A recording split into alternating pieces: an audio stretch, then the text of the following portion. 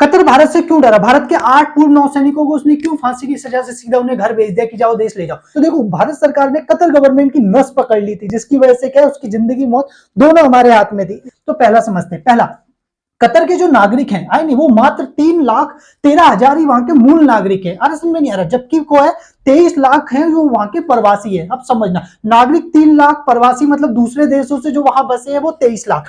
अब समझना, जो वहां के मूल नागरिक है वो बहुत अमीर है, जबकि जो प्रवासी है वो बहुत गरीब है। इसका मतलब इन्हें आसानी से क्या है, कतर के खिलाफ गृह युद्ध के अंदर आसानी से क्या किया जा सकता है, वहां पर छेड़ा जा सकता है गृह युद्ध, क्योंकि इतने गरीब है कि इन्हें खाने की भी क्या प्रॉब्लम होती है। और ये क्या है, इन लोगों से छीन के खाने में किसी तरीके का कोई कसर भी नहीं छोड़ते। अरे समझिए, मतलब प्रति व्यक्ति आय जो है, पर कैपिटा है नहीं है, उसके नंबर पे चौथे नंबर पे, उसके बावजूद भी इसे डेवलप्ड कंट्री नहीं माना जाता। इसी का कारण यह है कि यहाँ पर गरीबी बहुत है। तो अगर गवर्नमेंट चाहती तो यहाँ पर सिविल वॉर छिड़ा सकती थी आसानी से, गृह युद्ध, पर वो इस बात को समझ गया, इसलिए उसने क्या, ठीक नहीं है समझा। दूसरे समझते हैं सऊदी अरब।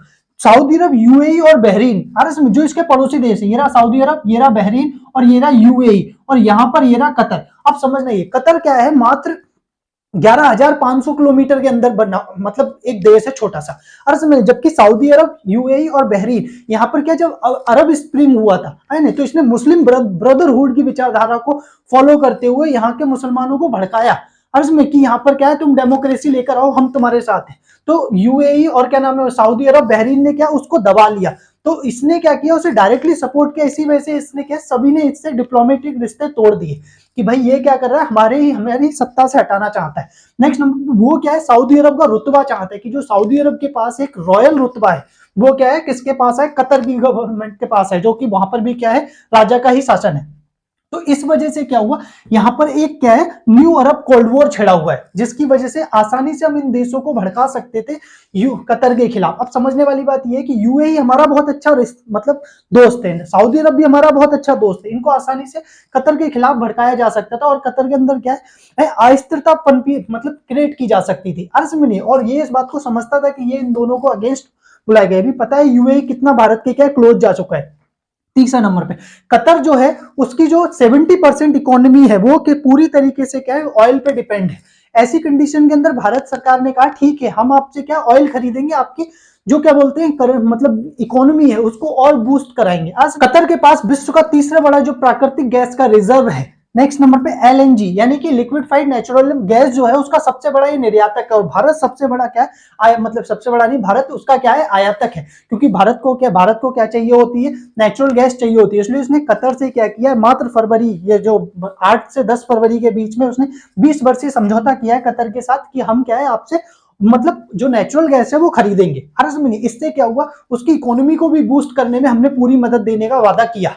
अर्ज में नहीं, अब समझ। चौथा सबसे बड़ा कारण ये है, मेजर नॉन नाटो एलाई है। इसका मतलब ये है कि ये नाटो का क्या, नाटो प्लस पार्ट में है।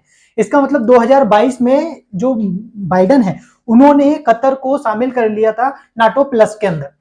अब समझने वाली, तो अमेरिका का एक दबाव रहा, क्योंकि जितने भी भारत के पूर्व जो नौसैनिक थे, उनका क्या उद्देश्य था, उनका उद्देश्य इजराइल के लिए क्या था, जासूसी करना था। उसने आरोप तो ऐसा लगाया, तो अगर मान के चलो कि इस आरोप के अंदर 1% भी अगर सच्चाई होती है, वैसे हम नहीं मानते, पर उस कंडीशन के अंदर सोचो तो अमेरिका इजराइल को सपोर्ट कर रहा है, तो ऐसे में इंडिया को वो बिल्कुल सपोर्ट करेगा, क्योंकि जिस आरोप में उन्हें क्या है सजा मिली है, वो इजराइल उसका भी पक्का दोस्त है। इसलिए भारत और इधर दूसरी तरफ से क्या है, यूएसए, इन दोनों का दबाव किस पे पड़ा, कतर पर पड़ा, कि इन सैनिकों को छोड़ा जाए। अर्ज में नहीं।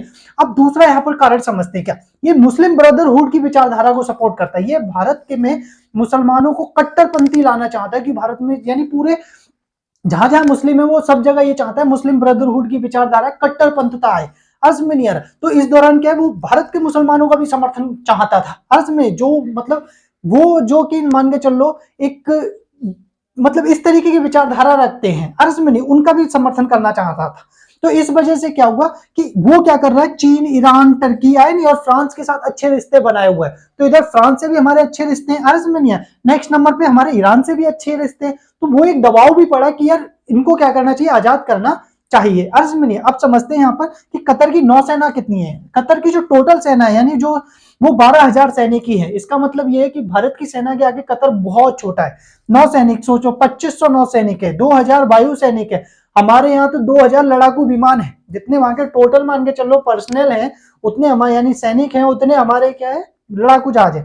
तो कतर जैसे छोटे देश को, तो मैंने जिस दिन पता चला कि यार 8 सैनिकों को क्या फांसी होने वाली, मैंने उसी दिन बता दिया था ये दे ही नहीं पाएगा, क्योंकि इंडिया इतना पावरफुल है, तीसरे नंबर की सबसे पावरफुल कंट्री है। अगर इस छोटे से देश ने 8 सैनिकों को फांसी दे दी तो फिर इंडिया की बेइज्जती कितनी है, ऐसे में फिर इतना सेना पे खर्चा क्यों कर रहे हो। अरे सोचिए छोटे से देश से भी हम अपने सैनिकों को निकाल नहीं पा रहे। तो नेक्स्ट नंबर पे खाड़ी देश में वो चाहता है कि वायुसेना क्या है उसकी सबसे ताकतवर हो, आई नहीं, सऊदी अरब को वो किसी भी तरीके से मात देना चाहता है। तो सऊदी अरब और यूएई इसके क्या कट्टर विरोधी है, समझ में नहीं। तो वो मुस्लिम ब्रदरहुड को सऊदी अरब सपोर्ट नहीं करता, यूएई सपोर्ट नहीं करता है। इसी वजह से देख लो सऊदी अरब में क्या इंडिया का क्या टेंपल भी बन रहा है। ऐसे अगर वो कट्टर इस्लाम को अपनाता तो फिर वो उसकी परमिशन नहीं देता। ठीक है, तो ये एक वजह है। नेक्स्ट नंबर बड़ा कार्ड ये है कि यूएस सेंट्रल कमांड के वहां पर 10,000 सैनिक तैनात हैं। समझ में नहीं है, अल उदैद वायु अड्डे पर। अगर ये सैनिकों से दूसरे पड़ोसी देशों को कम डरना चाहिए, जबकि कतर ज्यादा डरेगा, क्योंकि अगर वो अमेरिका की जरा सी भी बात नहीं मानता है नहीं है, तो वो सैनिक उसी की सरकार पलटने में क्या करेंगे, मदद करेंगे। में यही सबसे बड़ा कार्ड है कि यूएस का एक दबाव और इंडिया का दबाव दोनों ने बहुत बड़ी महत्वपूर्ण भूमिका निभाई। और दूसरे नंबर पर कतर को ऐसे इकोनॉमिकल प्रपोजल मिले जिसकी वजह से कतर राजी हो गया, क्योंकि उसे अपनी इकोनॉमी को बूस्ट करना है अर्थ में। तो उस दौरान हम क्या उसके नेचुरल गैस खरीदने को भी तैयार हो गए। ये भी बहुत बड़े कार्ड रहे कि उसने दोनों तरफ से फायदा देखा। तो उसने देखा कि इंडिया के 8 सैनिकों को हमें क्या मार के क्या मिलेगा अर्थ में, जबकि आजादी देने पे हमें ज्यादा फायदा हो रहा है अर्थ में। इसलिए उसने देखो जेल में भी उन्हें नहीं रखा भारत ने, सीधा उन्हें क्या इंडिया भेज दिया कि आप ले जाओ अपने सैनिकों को। समझ में नहीं, आप अंदाजा इस बात से लगा लो कि मात्र 2-3 महीने के अंदर तो केस रफा दफा नहीं होते, ऐसे में नहीं है। यहाँ तो सोचो फांसी के क्या दिए हुए सैनिकों को अरे सीधा घर ले आए, अरे समझ में नहीं आ रहा। तो सोचो एक डिप्लोमेटिक स्ट्रेटजी जो इंडियन गवर्नमेंट की कितनी डेंजर है अर्ज में, जिसकी वजह से उन्होंने क्या किया, भारतीय के सैनिकों को बचा लिया। नेक्स्ट नंबर, मोदी का सरकार को क्या जरूरत थी कि इन सैनिकों को बचाने के लिए, तो मोदी सरकार के लिए इसलिए जरूरी था क्योंकि 2024 का इलेक्शन है और वो नहीं चाहती कि जो जनता है उसने क्या है राष्ट्रवाद को जोड़ा रखा है सैनिकों के साथ। अगर एक भी सैनिक को कुछ भी होता है तो वो ये समझ के चलती है कि हमारे देश के अंदर क्या है, सरकार निठल्ली बैठी हुई, इसलिए वो 2024 के इलेक्शन में कोई रिस्क नहीं लेना चाहते थे। इसलिए उसने डिसाइड किया किसी भी हालत में इन सैनिकों को बचाना है। तो सरकार इसलिए पूरी एक्टिव हो गई इंडियन गवर्नमेंट।